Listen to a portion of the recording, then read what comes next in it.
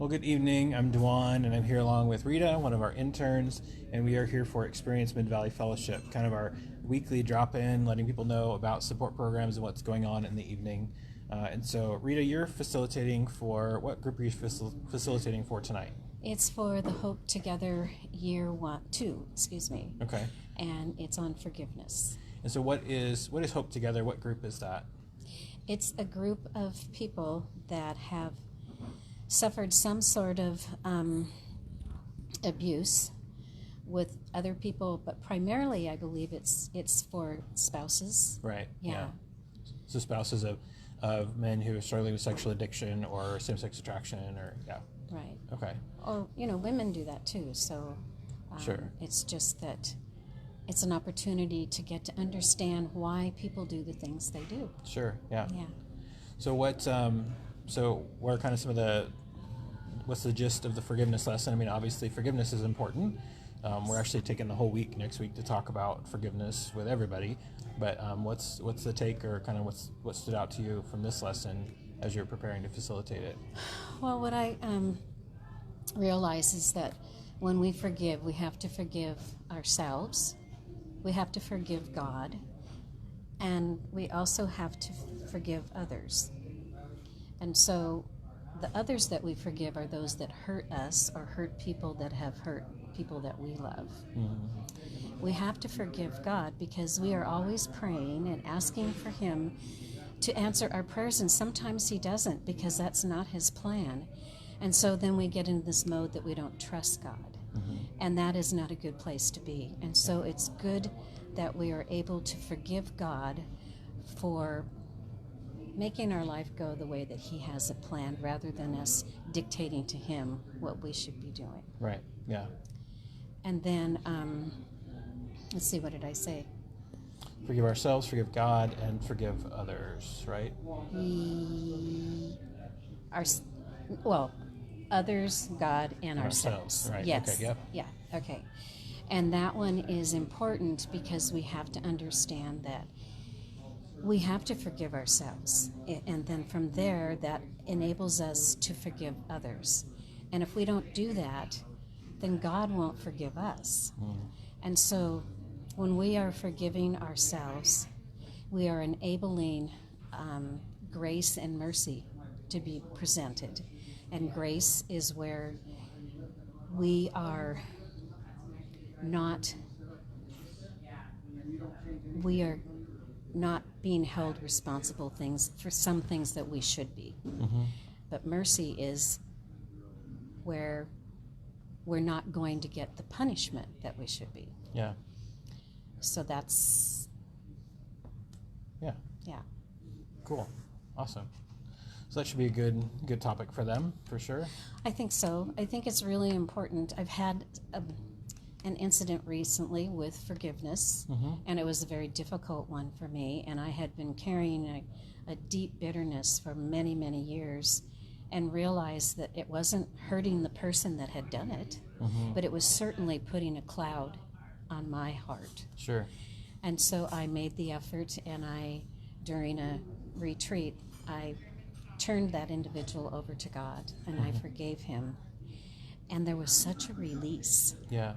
It was like, I just felt so calm and so peaceful. And so I'm very happy that I went through that procedure. Yeah. It was good. Which also tells me that when I forgive in the future, that it's not that difficult to do if you really put your mind to it. Sure. Yeah. So. Yeah.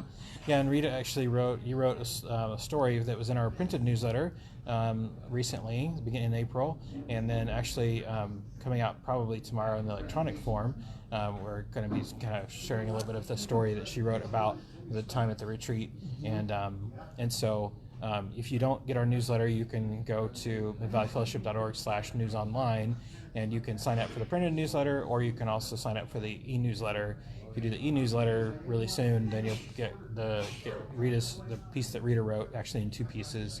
So you'll get that in the next probably day, or the first part, and the other part next week. So people can check that out and kind of hear more about what she's talking about there. So. Right.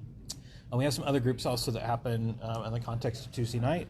So we have the Clean Heart program, 2 years of that, which is for men who are struggling with pornography and sexual addiction. And so the first year guys are talking about a grievance story, which is basically the things that, the wounds that have happened to them and how that has sort of created a story or a history in them, which tends to lead to sexual addiction in this context. Could lead to a number of other things too, but in this context, that's what we're here for. Year 2, they're talking about, they go through these different dimensions. So like basically if you think about what does it look like to be healthy, and there's different dimensions to that. So like personal health, relational health, spiritual health, and I always forget a couple of them. But anyway, tonight they're talking about the personal dimension. And so kind of digging into that.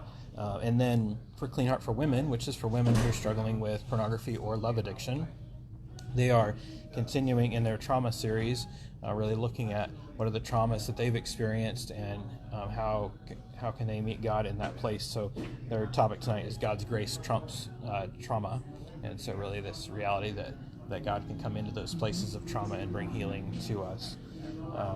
Taking Back Ground, which is for men and women who are struggling with unwanted same-sex desires. They're talking about the root of rejection, how that we, because of experiences in our lives, we can really fear rejection, and that can even cause us to reject other people as a protectant against being rejected ourselves.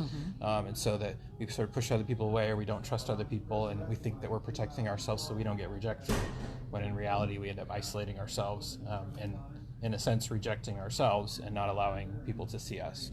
So they'll be talking about that and digging into that a little bit more.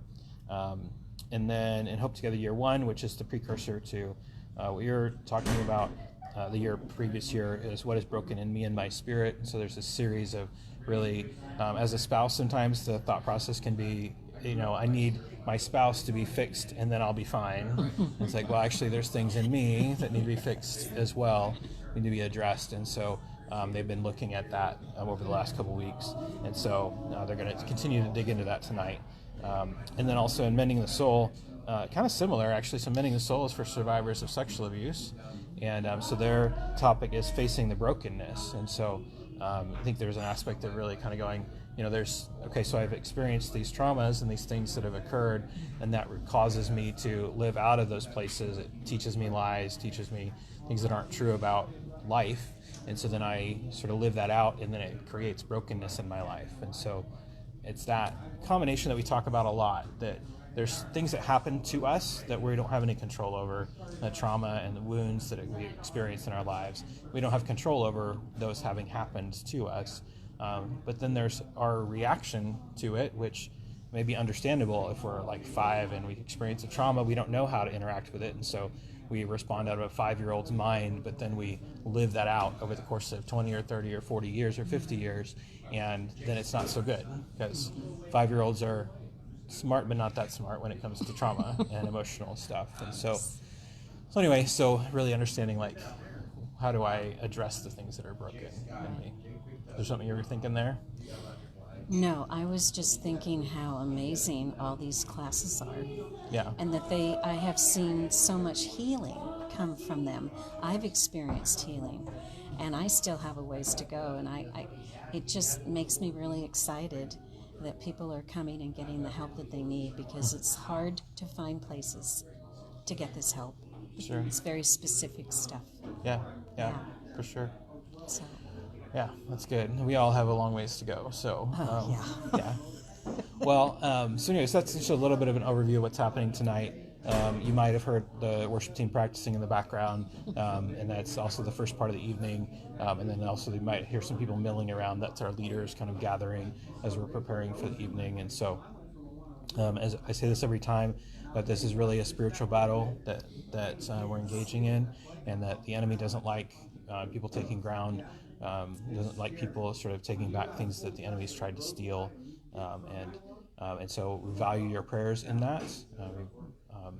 We need them for sure, and so please be praying for us. Feel free to share this video, like this video, and again, If you want to hear more about the story that Rita talked about earlier about forgiveness, you can sign up for our newsletter, midvalleyfellowship.org/news online, and you can sign up paper or electronic, and you'll get to, especially if you sign up for electronic, you'll get to see that in the next couple of days. And so, anyway, I think that's about it for now. Anything else for you? Nope, I think that took care of it. Okay. All right. Great. Well, we'll see you next time right here, and thanks again for dropping in. Thank you.